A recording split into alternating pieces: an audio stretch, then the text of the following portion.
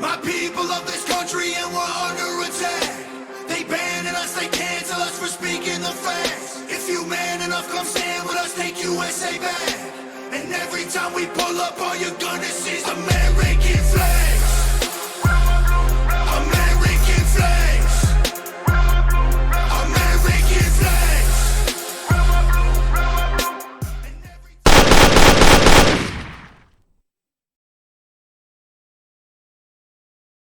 A new law in Illinois that prohibits libraries from banning books has fallen under scrutiny. Secretary of State Alexei Giannoulis testified before the Senate Judiciary Committee on September 12th, saying the law is meant to protect freedom of speech by preventing book bans in schools. However, many parents are concerned that these books contain inappropriate content for children, books such as genderqueer. But this new law signed by Illinois Governor J.B. Pritzker earlier this year prevents those controversial books that contain sexually explicit materials from being banned in schools. To dive into this issue further, I spoke with Terry Newsome, Illinois chapter president of Parents Involved in Education and host of podcast Behind Enemy Lines. Pritzker just took away our rights as parents to have the ability to say, wow, you know, these books are pornographic and we don't want them in our school. So if, say, we're all in the school board and we make that decision to remove the pornographic books, they won't give us our own tax dollars to fund our own children's schools. And that's just ridiculous. And I want to make a point too, Jack, is that we're not anti-gay, none of us ever.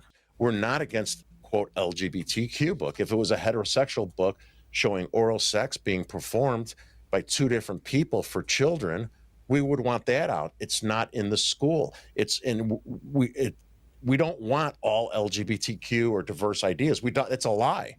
It's a total, complete lie. We want the ones that have the oral sex. You saw, I love Senator John Kennedy, right? He's awesome. So he read, what was in genderqueer, and I'm not going to read it here. Unless you want me to, but I don't think you do. And then he also read All Boys Aren't Blue.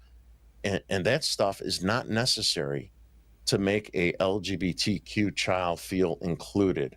We should have books that help them cope with their sexuality, the challenges of being a teenager as a child, as it relates to their sexuality. And so as far as these books go that you mentioned, why are they important to ban from schools? Couldn't the parents just look after what their kids are reading? Yes. So yes, they can. In some cases, they have to have parental consent. And in most cases, they don't. But it's not that. It's more the principle as it relates to taking our money, buying these books, and telling us what is or is not pornography. So, for instance, you'll hear them say, even one of my appeals, well, the children could get access to that and more on their cell phones or even their laptops. Well, that's true. But it's not up to the school to take my money and put it into the school. It's up to the parent to try to manage the best they can the content on their kids' cell phones, right? It's up to us to do that. It's not up to them to say, hey, this isn't porn because it serves a underserved community. Pornography is pornography. It doesn't matter if it's hetero or homo, and that's the whole purpose of this.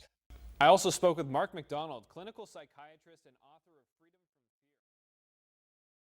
Fear. Every time we pull up, you see stars, you see stripes, you see flags on the cars and the trucks and the bikes. Every time we pull up, we go hard, we outside, we got flags on our arms that are tatted there for life.